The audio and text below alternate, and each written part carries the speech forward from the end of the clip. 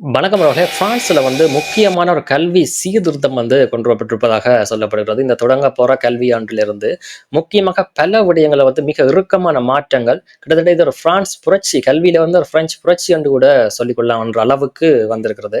இதுல முதல் விஷயமாகவே சொல்லப்பட்டிருக்கிறது என்ன அப்படின்னு சொன்னால், வகுப்பில மாணவர்கள் தொலைபேசியில் ஃபோன பாய்க்கிறது தடை அப்படின்னு சொல்லப்படுகிறது. முற்றுமுழுதாக நீங்க ஃபோன் ஸ்கூல்லயோ சரி, கல்லூரியிலோ சரி, லொக்கர்ல வச்சுட்டு தான் உள்ள போகலாம் அப்படின்னு சொல்லி அறிவிக்கப்பட்டிருக்கிறது. இது தொடங்கப்பட இருக்கின்ற அந்த கல்வியாண்டுல இருந்து இந்த மாதிரி தான் சட்டம் அமல்ல இருக்கும் என்று சொல்லியிருக்கிறார்கள். அதுல முதல் விஷயம், போன் வகுப்பறையில இல்ல. இதுக்கு என்ன காரணம் அவர்கள் சொல்றாங்க அப்படின்னு சொன்னால், போனை வச்சுட்டு சக மாணவர்களோடையும் ஆசிரியரோடையும் நீங்க சரியான முறையில் கலந்துரையாடி அந்த மனித தொடர்பு அதிகப்படுத்துங்கள் அப்படின்றதுக்காக மாணவர்கள் அதிகப்படுத்தணும். மாணவர்களுடைய அந்த பழக்கம் அருகி வருது அப்படின்ற, அதாவது தொடர்ச்சியாக எல்லாருமே போனோடய இருக்கிறார்கள் அப்படின்ற மாதிரி தான். அதை தடுத்து மனிதருக்குள்ளே ஒரு இணைப்பை உருவாக்கணும் அப்படின்றதுக்காகத்தான் இது கொண்டு வரப்படுவதாக சொல்லப்படுகிறது. இது முதல் விடயம். இரண்டாவதாக முக்கியமான ஒரு விடயம் இந்த பிஎஸ்சி வேற பரீட்சைகள், அதாவது காலேஜ் தேர்வுகள் எல்லாமே இறுக்கப்படும் அப்படின்னு சொல்லப்படுகிறது. இப்போ உதாரணமாக பிஎஸ்சியை பொறுத்த வரைக்குமே 20க்கு 9.5க்கு மேல இனி எடுக்கணும்னு சொல்லப்படுகிறது. அதே போல கல்லூரிகள்ல இருக்கிற தேர்வுகளையும் 60% மேல எடுக்கணும்ன்ற மாதிரியான ஒரு விதி திருத்தப்பட்டிருக்கின்றது. அப்ப இனி மாணவர்கள் அதிகமாக படிக்கணும் அப்படின்ற மாதிரி சொல்லப்படுகிறது. சில வேளைகளில் இந்த விடயங்கள்ல வினாக்கள் இலகுவாகப்படுறதுக்குரிய வாய்ப்பு இருப்பதாக சில விமர்சகர்கள் தெரிவித்திருக்கிறார். அதாவது என்ன, கொஸ்டின், அதாவது மார்க்ஸை இறுக்கி போட்டு கேள்விகளை இலவாக கொடுக்கக்கூடிய வாய்ப்பு இருப்பதாக சொல்லப்படுகிறது. ஏன் அதுக்கு காரணம்னு அவர்கள் சொல்றாங்கன்னு சொன்னா, ஏற்கனவே பிரான்ஸ்காரங்க மேத்ஸ்ல, அதாவது இந்த மேத்ஸ் சயின்ஸ்ல கொஞ்சம் பின்தங்கி இருப்பாங்க, மற்ற ஐரோப்பிய நாடுகளோட கொஞ்சம் பின்தங்கி இருப்பதாக சொல்லப்படுகிறது. இதெல்லாத்தையும் கணிச்சுத்தான் இப்ப கொஞ்சம் இருக்க போவதாகத்தான் இது அறிவித்திருக்கிறார்கள். இனி புதிய கல்வியாண்டுல இருந்து இந்த மாதிரியான விடயங்கள் நடம் அப்படின்னு சொல்லப்படுகிறது. இதே போல மூன்றாவதாக ஒரு விடயம் கட்டாய உடற்பயிற்சி மாணவர்களுக்கு கொடுக்க இருப்பதாக சொல்லப்படுகிறது. இதுக்கும் காரணம் என்ன சொன்னா, மாணவர்கள் ஆரோக்கியத்தை, மாணவர்களுடைய ஆரோக்கியத்தை தொடர்ச்சியாக பேண வேண்டும் அப்படின்றும், அவர்கள் சுறுசுறுப்பு கொஞ்சம் குறைவாக இருக்கிறார்கள் அப்படின்ற காரணத்தாலையும் தான் தினமும் கட்டாய உடற்பயிற்சி ஒன்றையும் கொண்டு வரப்பட இருப்பதாக சொல்லப்படுகிறது. இந்த மூன்றும் புதிய கல்வியாண்டுல இருந்து அமல்படுத்தப்படும் அப்படின்னு சொல்லப்படுகின்றது. இந்த விஷயங்கள், இந்த மாற்றங்கள் பிரான்ஸை உலக அரங்கில ஒரு கல்விக்காக இன்னும் கொஞ்சம் வித்தியாசம், அதாவது ஒரு கல்வியுடைய ஸ்டாண்டர்டை அதிகப்படுத்திய நாடு அப்படின்ற ஒரு பெருமையை பெறக்கூடிய வாய்ப்பு இருப்பதாக சொல்லப்படுகிறது. எங்களை பொறுத்தவரைக்கும் வெறும் விதிகள் மட்டுமே பிரயோசனம் இல்லை.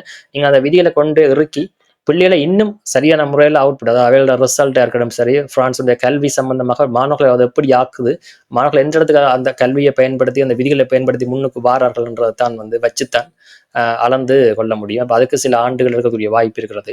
ஆனாலும் இப்பவே நட்டாதான் அதுக்கு பிறகு பழுக்கும் அப்படின்ற மாதிரி இந்த விதிகள் எல்லாமே உண்மையிலேயே நல்ல விதிகள் தான் சொல்லிக் கொள்ளணும். அந்த வகையில இதை கொண்டு வர்ற அரசுக்கு உண்மையிலேயே நாங்கள் பாராட்டத்தான் தெரிவிக்கணும்.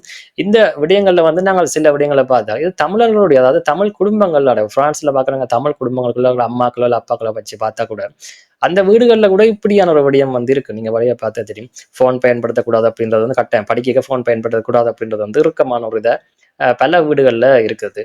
இதே போல என்ன, உடற்பயிற்சி செய்வனும்ன்றது சரியா குறைவா இருந்தா கூட கட்டாயம் கஷ்டப்பட்டு படிக்கணும்ன்றதும் கூட ஒரு இறுக்கமான நிகழ்வா இருக்கும். அப்ப தமிழ் அம்மாமா இருக்கு பிரான்ஸ்ல பரிசுல இருக்கிற தமிழ் அம்மாமாருக்கு கட்டாயம் இது ஒரு சந்தோஷமான மகிழ்ச்சியான தகவலா இருக்கும். இல்ல மற்றது அவன் நெச்சதுதான் இங்க நடந்திருக்கு அப்படின்ற மாதிரியும் சொல்லிக்கொள்ளலாம். இதுகள் இன்னும் உண்மையில ஒரு போட்டி மனப்பான்மையோ அதிகரிக்க செய்யும்.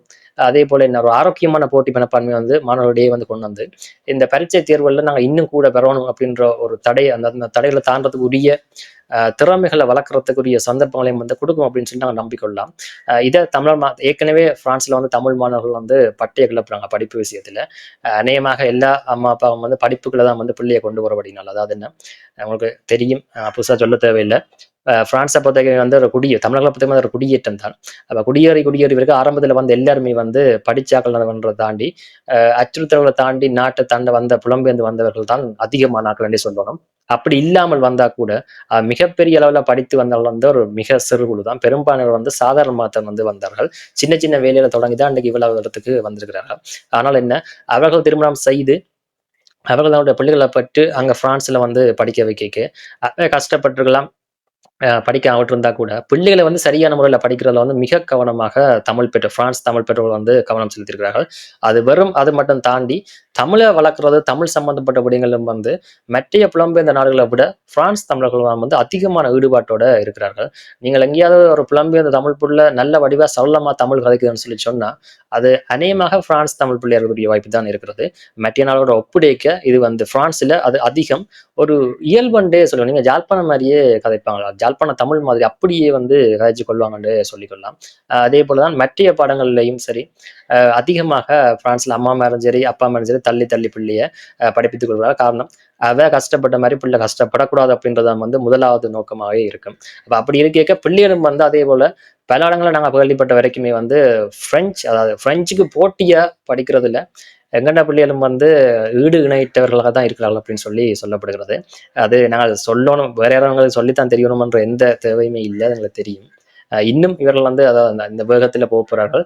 இந்த சீரமைப்பு இது எல்லாமே வந்து நாங்க எப்படி பார்க்கிறோம்னு சொல்லி சொன்னா, எங்கன பிள்ளைகளுக்கு இத இன்னும் அதிகமான ஒரு தூண்டல குடுக்கும். அவர்கள் இன்னும் இத படிச்சு சாதனைகள் வந்து படிப்புல வந்து சாதனைகளை பெறக்கூடிய வாய்ப்புகள வந்து இன்னும் இது அதிகப்படுத்தும் அப்படின்னு தான் வந்து எடுத்துக்கொள்றோம். காரணம் வெங்கண்டையாக்கள் வந்து எப்பவுமே எங்கன பிள்ளைகளோ சரி ஆக்கலாம். எல்லா விடயங்களையும் வந்து ஒரு சவாலாக எடுத்து வெல்லணும் அப்படின்னு சொல்லி நெச்சு வாழ்றாக்கள். அப்படினால இதை கட்டாயம் மற்றவர்கள விடங்களுக்கு கூட உதவக்கூடிய வாய்ப்பு இருக்கிறது. பார்க்கலாம், இருக்க போறோம். என்ன நடக்குது அப்படின்னு சொல்ற அப்டேட்டுகள பார்க்குறோம். உங்களோட கருத்துக்கள் இருந்தா கமெண்ட் செக்ஷன்ல தெரியப்படுத்துங்க. நன்றி.